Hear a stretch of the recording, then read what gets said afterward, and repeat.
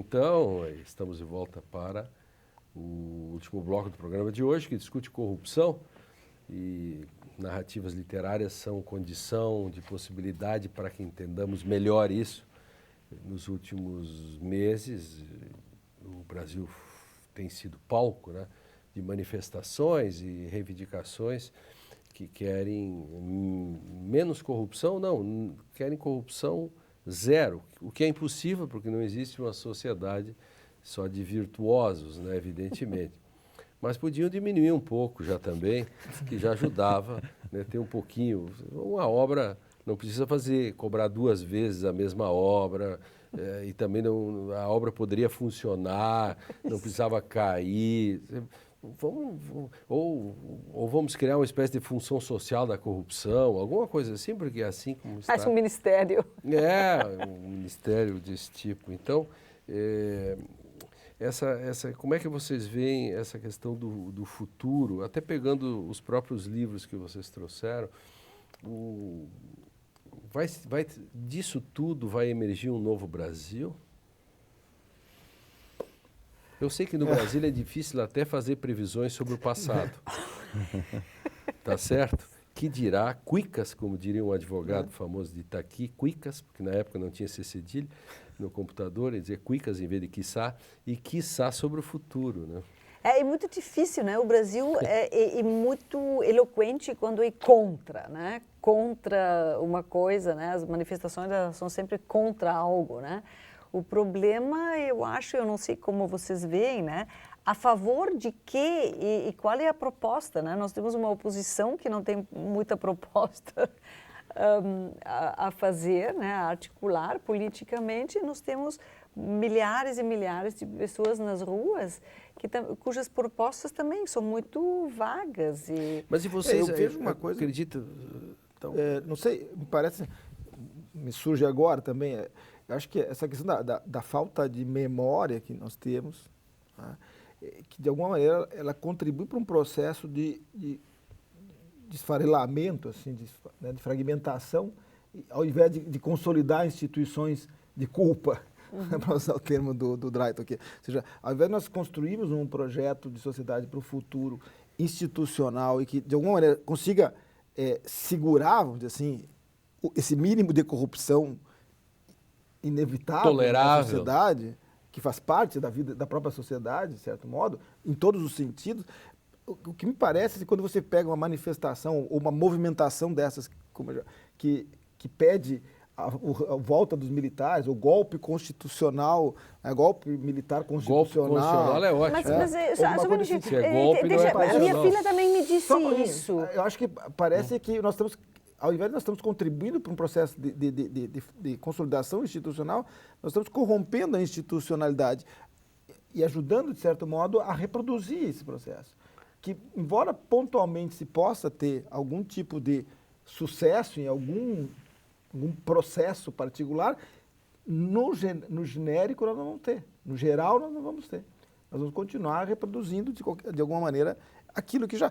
Até mesmo na relação à corrupção, mas a corrupção, como diz, ela faz parte da sociedade e ao mesmo tempo faz parte da história do Brasil. Não é? Ou seja, aqui mesmo no direito de ladrão já se discutiu patrimonialismo, já se discutiu uma série de programas onde de certo modo, essa questão já estava por dentro da história. Nós vimos a literatura brasileira, muitos textos, aí, Machado de Assis, etc., que trabalham com essa temática. Né?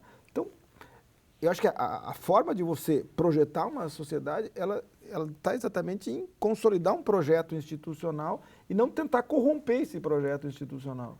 Mas eu não sei, vocês insistiram, Lênio e Bolzano, vocês insistiram muito sobre as chamadas para o golpe, mas eu acompanhei essas manifestações, eu vi uma que outra, assim, mas assim, era um mínimo mas as redes sociais estão cheias nesse sentido. Eu não uso as redes sociais. E independentemente que seja uma ou outra, nós estamos falando de uma perspectiva de análise de futuro. Eu só estou dizendo, a maioria desses manifestantes que estavam na rua... Ainda bem, né? Não estavam minimamente comprometidos com golpes, com os militares, etc. Mas muitos ainda deles bem, também, imagina. Muitos deles mas também loucos estavam, sempre tem. Mas muitos deles também estavam pedindo essa questão que nós estamos discutindo agora, sobre esses processos de corrupção que está sendo menos tratados garantias agora, e mais menos punição. garantias constitucionais. Quer dizer, Sim. como se aquilo que foi conquistado há pouco mais de 25 anos no Brasil, já não valesse mais. E como se a perda dessa institucionalidade pudesse assegurar a ausência de corrupção. E como se antes da Constituição de 88, quando nós não tínhamos Estado de Direito, nós não tivéssemos corrupção. Mas eu queria perguntar para o Drayton o seguinte, ó. Será que nós fomos azarados que os proxenetas e corruptos todos caíram aqui? Qual é a diferença entre o corrupto alemão, o austríaco, enfim, e o corrupto brasileiro? Por que o daqui é pior? Não seria falta de predador nesse ecossistema do crime? O predador daqui tem sido menos voraz em cima da presa? Sim. No caso do predador, porque tem o predador do predador, será que o ecossistema aqui tem funcionado mal? É isso? Eu daria um passo para trás e não falaria agora, por vício de profissão, dos aspectos institucionais, até poderia falar, mas eu quero dar um passo para trás e falar mais do indivíduo. E a corrupção, já que tu mencionaste o caso de outros países aí, ou de um outro país especificamente, ela parece ser uma constante antropológica. Eu também. O réu não se ajuda muito. Concordo. Ela é partout, ela está em tudo que é canto, em todos os lugares, não é uma especificidade brasileira. A corrupção brasileira tem as suas peculiaridades, isso com certeza, mas ela parece ser uma constante antropológica. E no caso do Brasil, eu também destacaria essa questão da educação moral do indivíduo. Isso. A necessidade de educar o indivíduo para certos valores cívicos ou para uma dimensão cívica de convivência. Eu vou dar um exemplo banal. Me ocorreu hoje no programa. Há uma avenida em Porto Alegre e lá tem um controle de velocidade, né? E antes desse controle de velocidade, que em Porto Alegre se chama Pardal, comumente, algumas placas indicando fiscalização eletrônica. Mas no início dessa via, que é Ipiranga, consta lá que é 60 km por hora naquela via. Eu não preciso depois uma placa indicando que vai ter controle. Eu já sei, eu deveria saber desde o início que é 60 km. Não precisa dizer que eu vou ser controlado logo em seguida. Já está dado. Agora, então, essa postura de eu vou observar a regra só porque a punição me pega ali adiante. E talvez isso nós temos que mudar um pouquinho. Não sei o que tu acha, Eu Catherine, queria disso. retomar a tua questão da educação, assim, aquela educação lenta dentro das famílias para a moralidade, para um comportamento social adequado, que a coisa provavelmente é a mais importante. E eu acho que uma coisa que distingue o Brasil dos últimos 30 anos da Alemanha, da Áustria, não é a questão da corrupção. Eu concordo inteiramente com Drayton. A Áustria é um país imensamente corrupto e mostrou as suas garras, como a Alemanha, né, no século XX, da maneira mais hedionda. Então, a diferença não está ali. A diferença está, talvez, numa história mais longa, numa espécie de educação mais voltada para valores. E também na certeza de que haverá punição. Acho que isso me parece uma coisa fundamental. Sim, também. Mas o que aconteceu nos últimos 30 anos no Brasil foram abruptas saídas, né, de um mal-estar, de pobreza, de inflação, etc. E, de repente, aquela esperança desmedida no enriquecimento, né? Então, eu acho que uma das questões porque a corrupção chegou a esse ponto nesse momento é que o Brasil teve um desenvolvimento muito desequilibrado que misava unicamente no desenvolvimento econômico, né? E aquela educação para a eticidade que o PT pretendia fazer se misturou e se corrompeu muito rapidamente com a vontade de arrivismo, né? Verdadeiro arrivismo. Talvez eu acho que essa coisa o projeto de longo prazo do próprio PT no governo, que tinha havido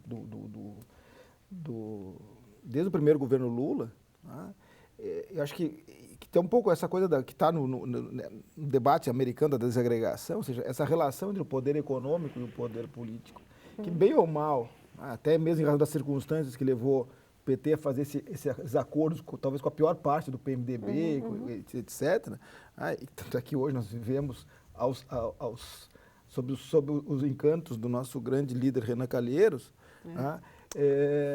Me parece que esse projeto é que, de certo modo, minou essa perspectiva da eticidade que vinha pregada junto com esse projeto de recuperação, de resgate das promessas não cumpridas e, ao mesmo tempo, de construção de uma nova sociedade. Agora, por outro lado, também, a gente tem que, de certo modo, a própria redemocratização hoje permitiu que nós enxergássemos a corrupção. Rapidamente... Eu acho que o que ficou difícil para os mais jovens é ver a diferença entre dinheiro e valor. Né? Que valores não necessariamente são benesses econômicas e monetárias. Eu quero... O programa está magnífico e é daqueles programas que...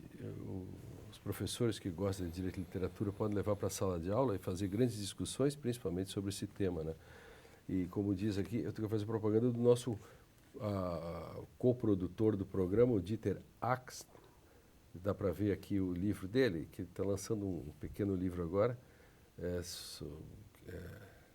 poesia e romance, Contemple a Aurora, e ele fala em ler os sinais, né? Então nós temos que ler os sinais, né? Meu espírito se rendeu à indômita sensação da ansiedade de que algo muito ruim estava para acontecer, mas isso poderia apenas ser reflexo do próprio processo paranoico, não? Diz o Dieter ali. Essa frase do Dieter, eu espero que não se realize, que o Brasil funcione melhor. Eis uma difícil questão para o espírito. Nossa intuição adviria da conexão pura com o entorno ou também ela estaria fadada a sucumbir ao império da racionalidade? Não sei.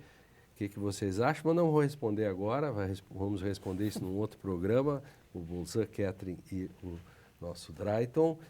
Comprem o livro do Dieter, o Direito e Literatura fica por aqui, assista esse e outros programas no facebook.com/Direito e Literatura e no canal do YouTube da TV Rádio Unicinos. Faça sugestões e comentários. Eu espero você no nosso próximo encontro. Até mais.